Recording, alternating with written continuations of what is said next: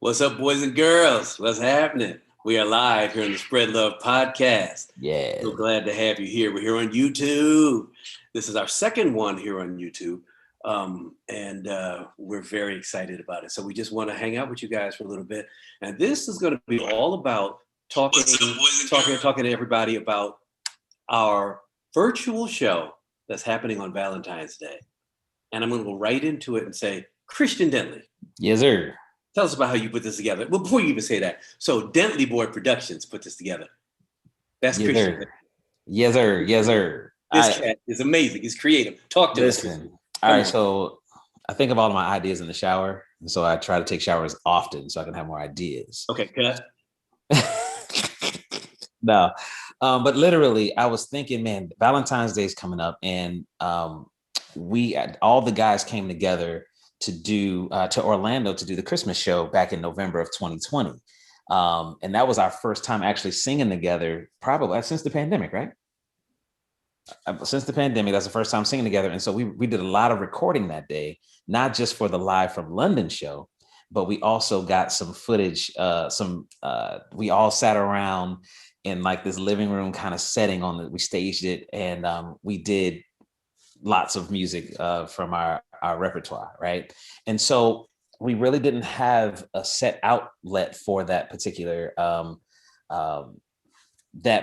body of work, that content. So I was like, you know what, Valentine's Day is coming up. It might be a real cool idea to basically fly around to Nashville and LA and interview the guys and just talk about love and call this a Take Six kind of love. And it's cool because some of the wives were able to be involved. And we just really got to some really deep conversation that's talking about different things like love being, a commitment, love being a decision, love being a sacrifice, love being a bond. And so I put all this together in the middle of the songs that we were doing, edited together for our viewing pleasure.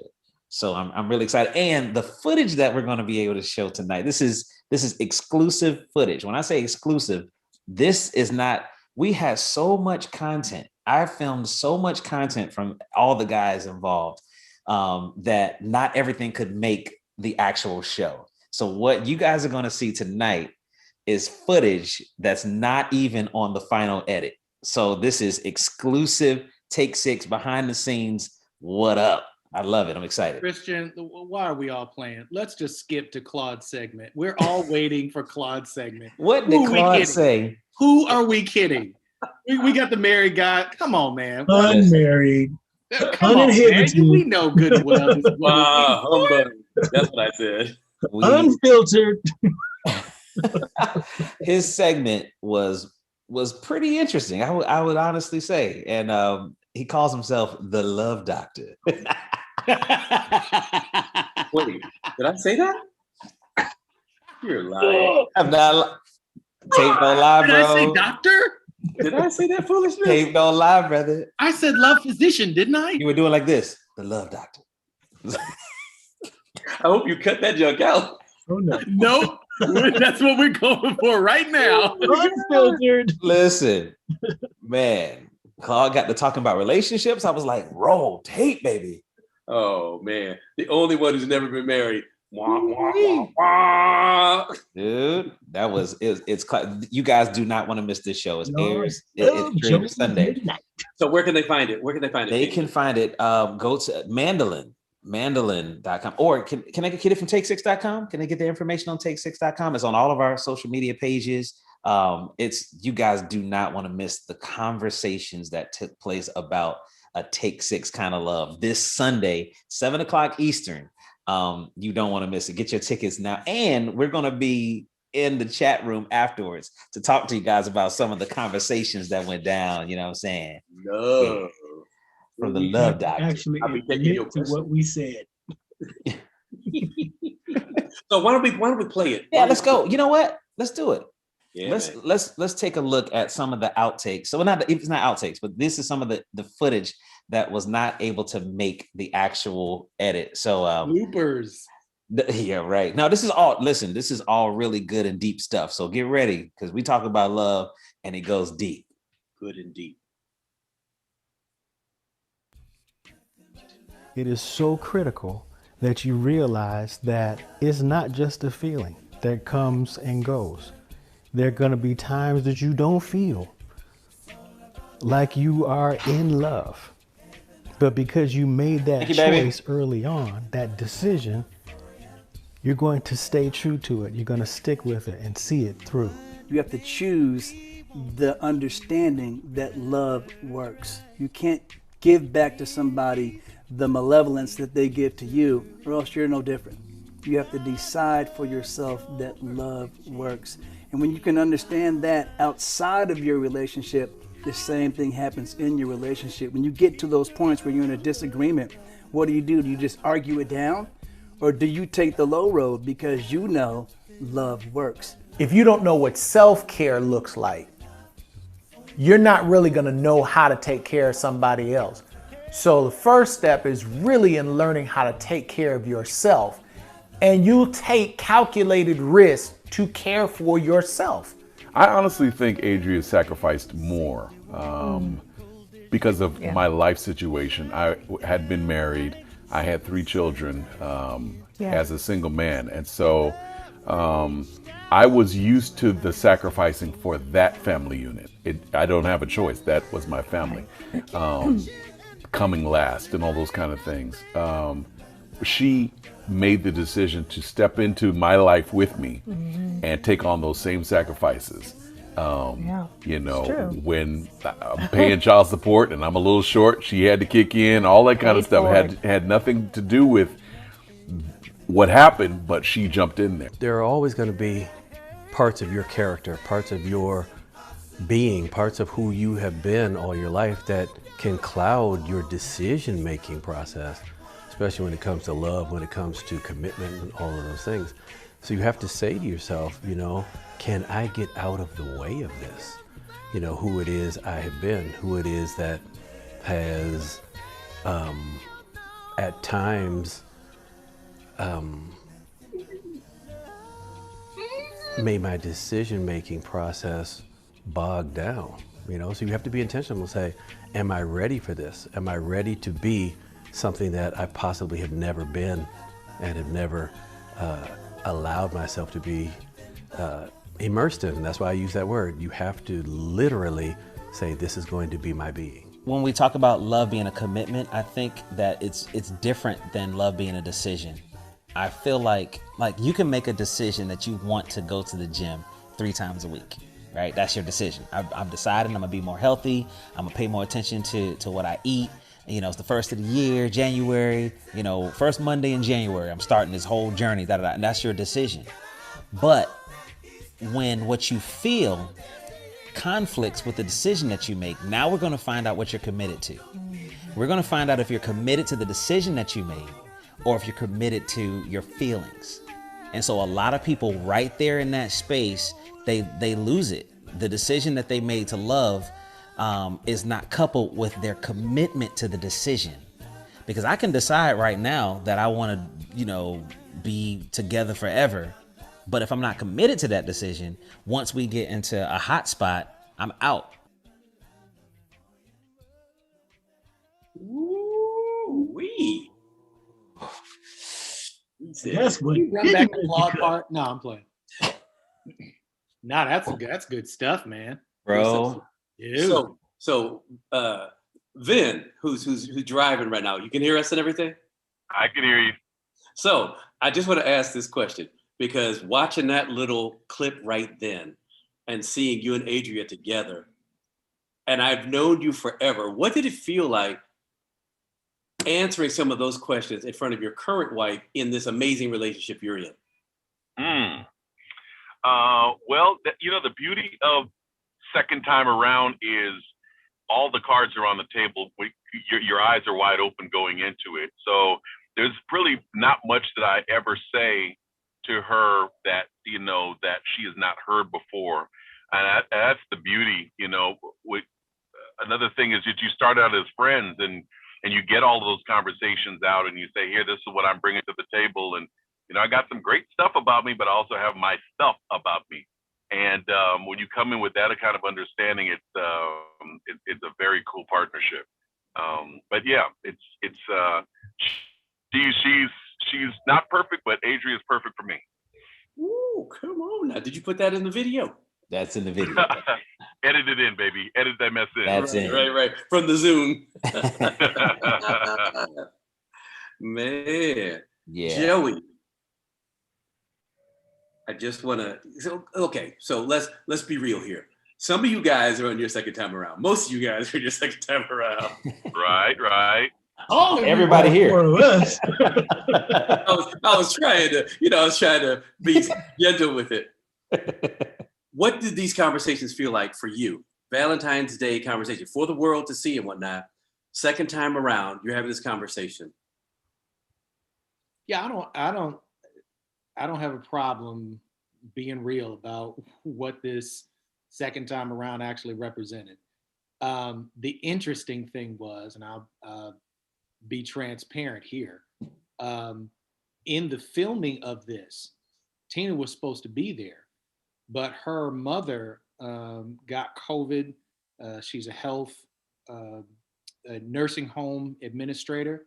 She got her first vaccine, and then she got COVID. And literally, for the entire month of January, she has been struggling for her life.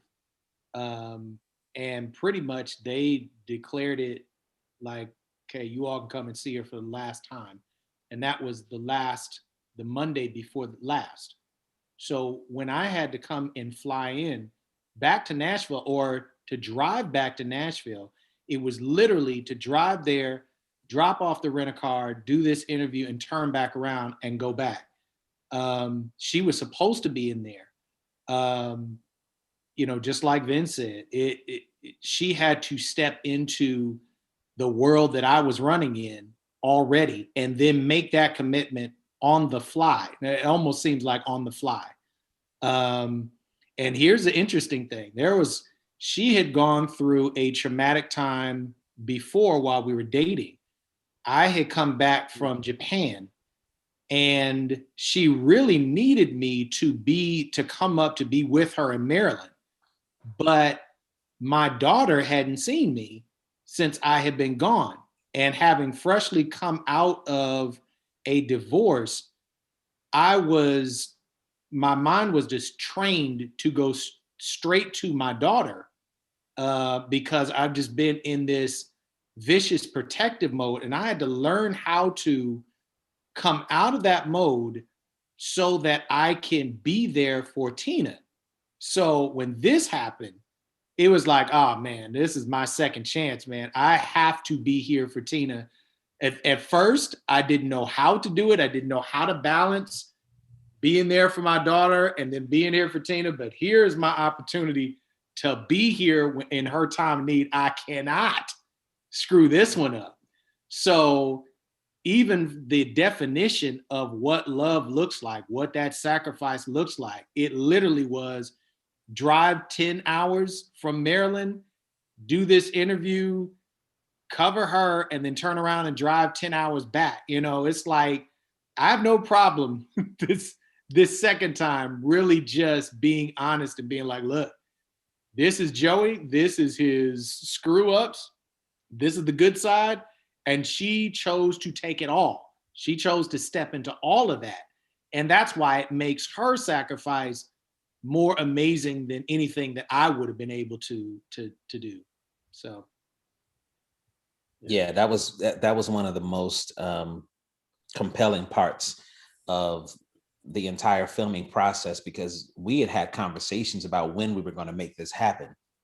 And I knew I was going to fly to Nashville early that morning, and then that's my plan, and then fly to LA that afternoon so I can film the guys the next day and such. But when the challenge came about your schedule, Joey, it was like, man, are we going to do it? And I'm like, man, we're trying to figure out how to make it happen. And it's just amazing the grace that you operated in to be able to, and the timing was perfect for you to be able to leave, to bring the car back, because you had to film that and then shoot back up. Nothing happened while you were gone. And I'll be honest and say this.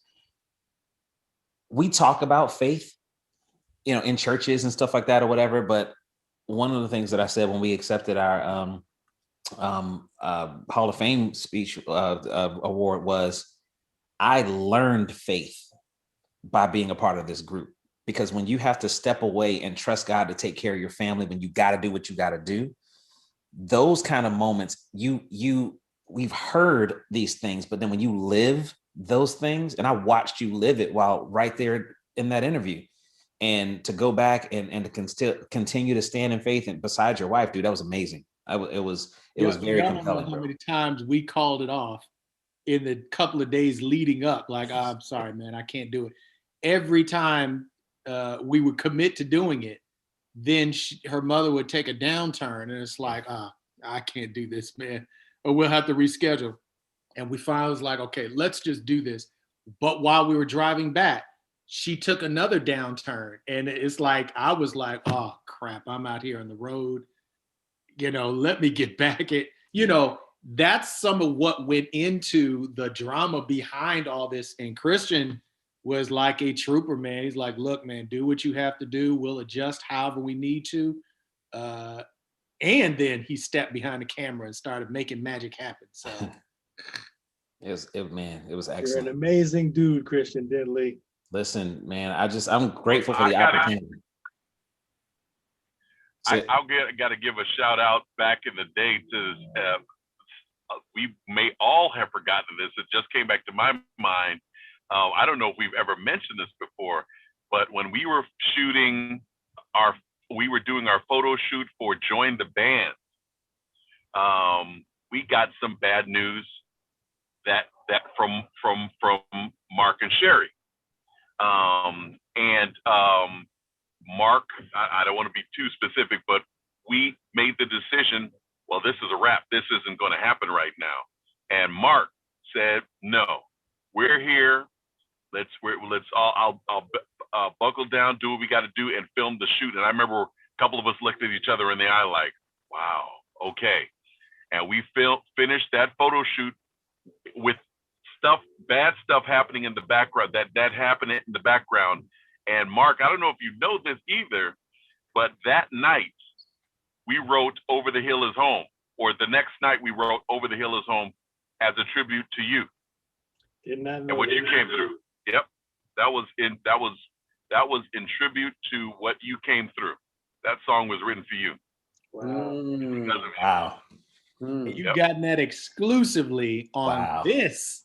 Spirit Love Podcast, baby. That. Man. Yep. So I'm getting some questions and some things in the chat room on YouTube. And people are saying that it says 7 p.m. Or 8 p.m. So what is it? Is 8 p.m. Eastern? No, 7 p.m. Eastern. 7 p.m. Eastern. 7 p.m. That's what Eastern. I just put in there. Okay. Someone said the confirmation email says 8 p.m.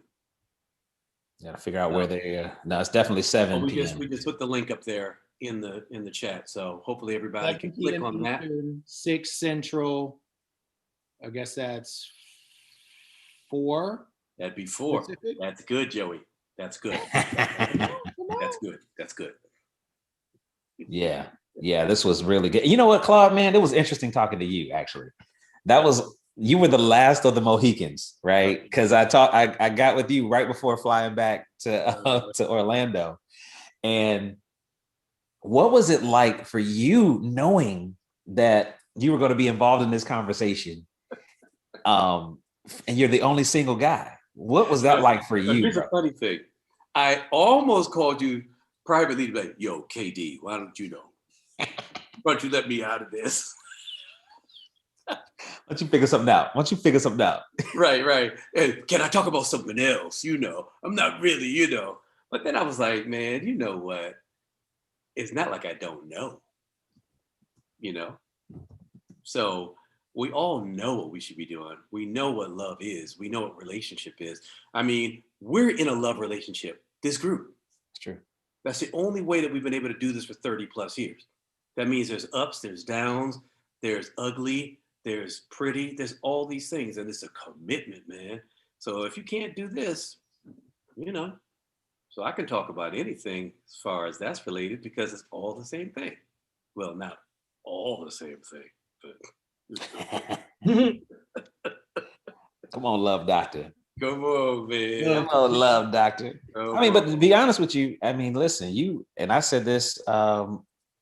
This is something that didn't make the cut, but I was telling you that when I was going through my junk at my first marriage, at the very end, you were very instrumental in keeping my head straight, bro. And that the advice that you gave me had proved itself to be extremely necessary when I wasn't ready to hear it. But dude, yeah, you were that dude for me, for sure. And I appreciate you for that. Man, I think we all have so much stuff experientially, from years of being in this group, years of being transparent with each other. So I think we always want the best for each other. So you try to share that with each other, That's Yeah. really it. Yeah. Really it, bro. Yeah. So when you guys, when I finally get there, I'm gonna call on you guys to, as I'm walking with my walker, Hover around, Doc. hover around. But that is much cooler. Much cooler. Man, yeah. So Evan says, as a 30-something single guy, I think it's good to normalize all types of relationships and life circumstances. Amen. Yeah, I'll say this. It is being in this group and having more older brothers. You get to listen to their experiences. If you're wise, you'll learn from it. And you can apply that stuff before you actually get to the mile marker. Because you got about 30 miles to go before you get to where they were. No, I'm playing. But yeah, it's been a blessing to be able to hear these guys go through a lot of the stuff that you are definitely going to have to deal with in some capacity. And you can get that angle from each one of them, different experiences. Everybody didn't have an inner circle like that. Right. So that's what I appreciate most about being in this group. And then you'll definitely get a wide range of perspective. Each person is going to question you. They're going to ask the questions from their angle. Yeah. By the time you come away from the room, you will have the benefit of at least 5 other angles in what you're dealing with. And that's huge when you're going through life. And just to have people go through this stuff by themselves, that's a hard thing. Mm-hmm. You have an inner crew, an inner circle of guys who have your best interest at heart, and they can ask you the tough questions as well as be there for you. I mean, that has been the benefit of being in this group. Amen, brother. So, Mark, You guys, I want to first of all say, for me personally, knowing you as long as I have, because I've known you from way before the group even started, but certainly when the group started, it was me and you and Merv, So I've known you a long time, and I've seen your growth, man, in many, many ways. What did this conversation feel like for you to sit down and put it on film like that? What did it feel like for you? It was a little tough. Because when you've been through so much, and bottom line is, I'm still living, I'm still figuring stuff out, figuring out how to navigate through issues that are not easy to get through. Even in, the second time around in marriage, you still have to do all the hard work. And, realizing that, I ain't no young spring chicken anymore. Been through enough, had some really good experience and learned the wisdom from it. And to apply all those things now, and realize some successes with it. It's good to be able to share and be transparent about the hardness of it. And it's good to be able to share that, if you do things right, it works. You actually get the benefit of love relationships. and anybody that's married knows you're going to have great days and you're going to have really tough days, and days when you have to decide, okay, do I really want to do this, or can I just fall out? If you fell out once before, that thought comes up a lot easier, but then also if you've been in the fire, yeah, buddy, then you don't want to get back in that fire. So that's also a learning experience. So to be able to transparently share all of that, I had to brace myself literally to be able to say those things, and hopefully share enough of the realness and the positivity that will be encouraging to somebody else. Yeah, Mark, that's the thing that I loved about what you were saying in your interview, because you were talking about what you won't do for love. There was a lot of people say, man, love does this and love does that or whatever. But I think that there's a balance that people miss out on, because nobody says, yo, there are times that you are going to feel like a sheep led to the slaughter, and you are going to have to make the tough decisions for love. And you're going to decide that I will do this for love, but I won't do this for love. And it's all for, dude, when I walked away from our conversation, it brought such a balance and a sense of wisdom that is like, man, some people get, it's funny how you see little couples running around and they just holding hands and they kiss every 3 seconds. It's like, yo, okay, fresh, brand spanking new, out, but reality is that that's not it. That's not all there is to it. So for you to bring that balance, bro, that was so necessary and needed in the conversation. It just enhanced it, man. That was great. It was great. You got to bring it real. So let me jump to this. So Kevin Whalum, our boy Kevin, that room, he has a question. It's a deep one. He says, you guys know I'm divorced too. I'm also a minister. Question to all. How did you manage the incessant drumbeat from family and friends and even strangers who insist that you simply cannot get divorced? That's tough stuff. That's real tough stuff right there. Very personal. Yeah, that's tough. And Kevin, I'm not sure, each of us has a different experience with what we went through. And, I would dare say our uncles who are ministers, between, Joey and myself, they were of the mindset, you don't give up no matter what. And I feel like, that's kind of the kind of where you were. And we saw them. We also saw them suffer, and I think, I'll never be the one to say, oh, you can do this or you cannot do this. That's got to be between you and your Heavenly Father. But those experiences are very real. And I'm glad to see you where you are.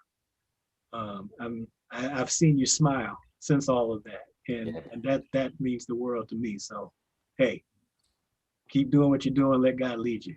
Man, let me add this to the conversation.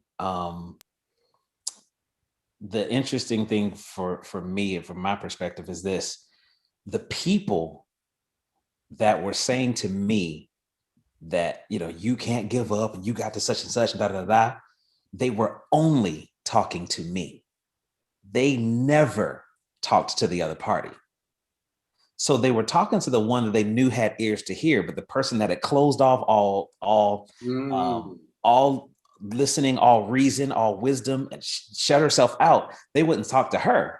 And I finally checked somebody on it, and I was like, because they sent me this long email, and they were like, the answer is not running into the arms of another person, which is not what I was doing. The answer is to go back to the one such and such and such. And I said, hey, man, this is real cool.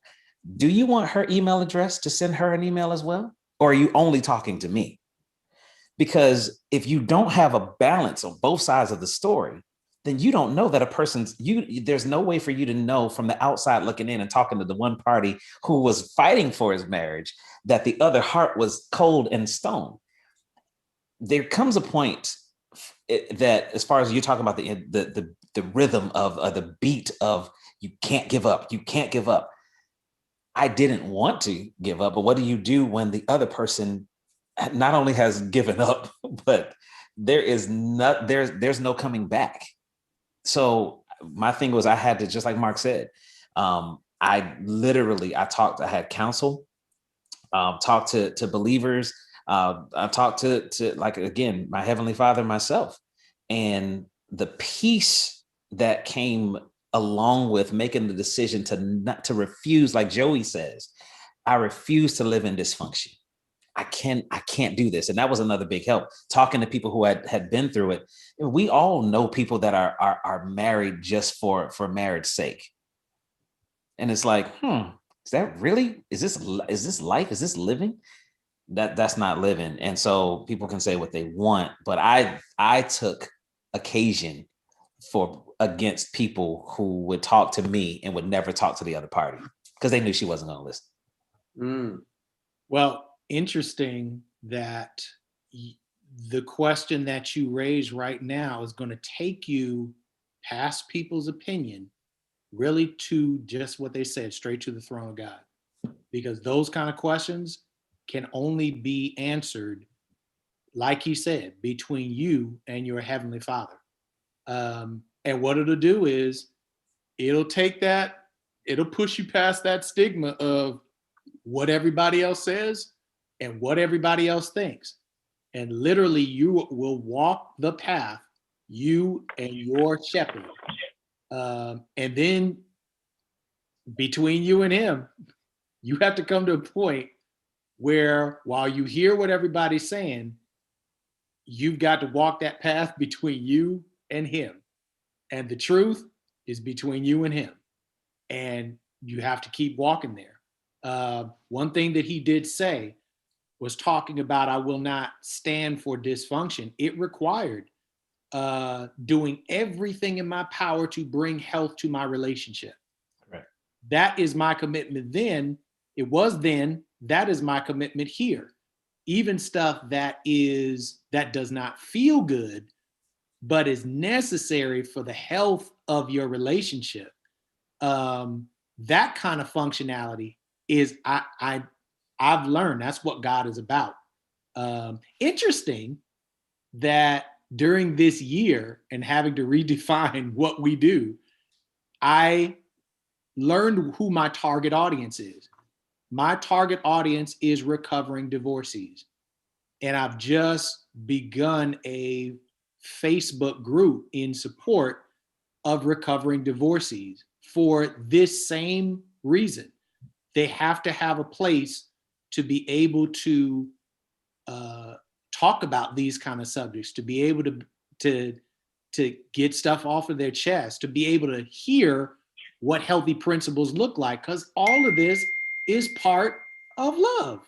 Whether we always focus on the fluffy stuff, but recovering and becoming healthy again is very much a part of this whole process. And that's where, in answer to your question, that's where I've learned that this is my target audience. I hate that that's the case, but now that I'm here, it's like, oh man, do whatever we can to cause people to be able to recover and live functional, healthy, whole, and abundant lives. So we may not have been able to answer it directly because some of the answer is still up in the air. Yeah. And I thought about this, man, and this could be, I don't know if I'm taking this out of context or whatever, but I had a conversation with this one person and they were like, no matter what, you can't get divorced and you got to do what God did. And I was like, okay, well, let's unpack what God did for a second. Wasn't he married to Israel? The reason why we are now in covenant, this amazing covenant with the God that we didn't even know, is because his first wife rejected him. And now we've been grafted into this family of love, not because we were born under the Abrahamic covenant and all this other kind of stuff. It's because he put his love on us, just like I put my love on Adrian. So when you want to talk about doing what God did, is this not the same? So again, Come that's on. just one of Great those things. question. Awesome Love question. on Adrian. Put it on there. You know, put that love on her. Sorry, apologize. This is a good Here's place watch. to throw in that you're listening to and watching the Take Six Spread Love podcast. And this is a Take Six kind of love. And this is all about not just love, but our virtual Valentine's Day show that is happening at 7 p.m. Eastern time on Valentine's Day evening. Where can they find it, Christian Dentley? Listen, go to take6.com. A Take Six kind of love. You can go to take6.com and find the information about it. All of our social media pages. You can go to Mandolin. That's M-A-N-D. Yeah, Mandolin. Mm-hmm. I don't.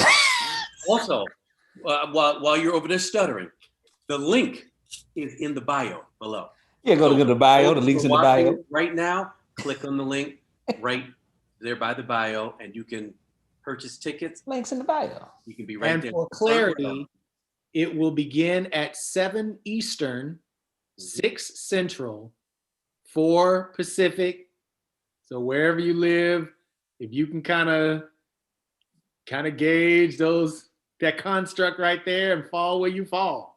But yeah, there was a little confusion, and we're just saying for clarity, it begins at 7 Eastern, 6 Central. Y'all do not want to miss this thing that Alvin Chia talked about.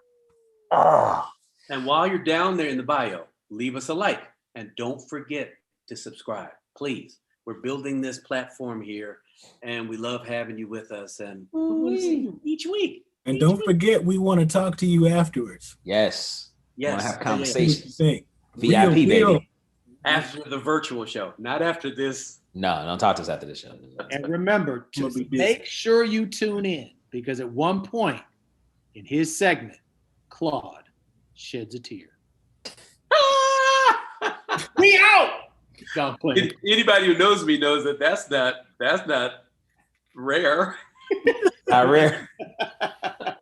But it's the way he sheds the tear. It's the way. Just one tear. Just one glory tear straight down the middle. A Denzel tear. It's gonna fall in slow motion. Uh-huh. And scene. That's funny. All right, we're gonna wrap this up in a moment. You guys realize? Go you ahead. guys realize that? Oh, I was just sitting here thinking about this. I missed your observation tonight. That when I got married for the second time, Joey was just going through his drama. When Joey got married for the second time, Christian started going through his drama. We all like tag team and helped each other and watched stuff, all of this stuff unpapping.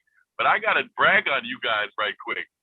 I love being messy, but I don't remember any of the three of you guys dating after you went through your divorce.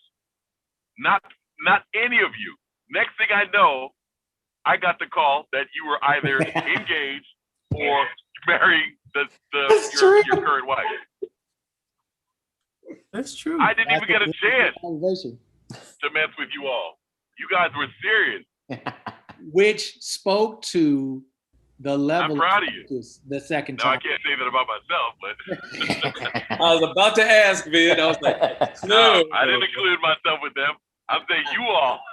I was watching you. Yeah, but Joey's right. It's gonna be good. I told you. That speaks to the level of maturity, things you learn when you go through the first time. Yeah. It's like you can spot it. You be like, that's a joke, that's a game, this, that's what I want. And I'm going after it with reckless abandon. So no, you guys kept a tight ship. We're gonna see you guys there Sunday evening. And of course, David Thomas will be with us then. And I'm sure, well, I'm not sure, but most of you, I think, know that David Thomas and Marla have been married, 33, 34 years now? So they got a lot to share. So it's exciting times. We will see you there. This has been the Spread Love Podcast. And again, it's been all about a Take Six kind of love. So thank you for joining us. And please, once again, the link is right there by our bio. And I'm going to shed a tear during the show. And please hit like and subscribe. Thanks, guys. Thanks for being with us.